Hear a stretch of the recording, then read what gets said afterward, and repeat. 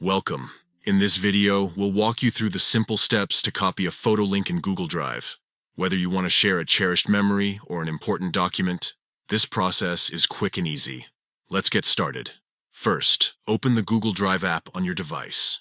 If you're using a computer, simply navigate to drive.google.com in your web browser and log in with your Google account if you haven't already.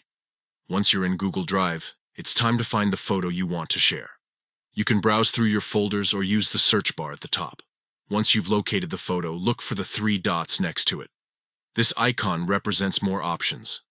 Now, click on those three dots. A menu will appear with several options. Here you want to select Copy Link. This action will generate a shareable link for your photo and automatically copy it to your clipboard. After clicking on Copy Link, you'll see a confirmation message indicating that the link has been copied. Now, you can share this link with anyone you choose. Simply paste it into an email, message, or any platform where you want to share it.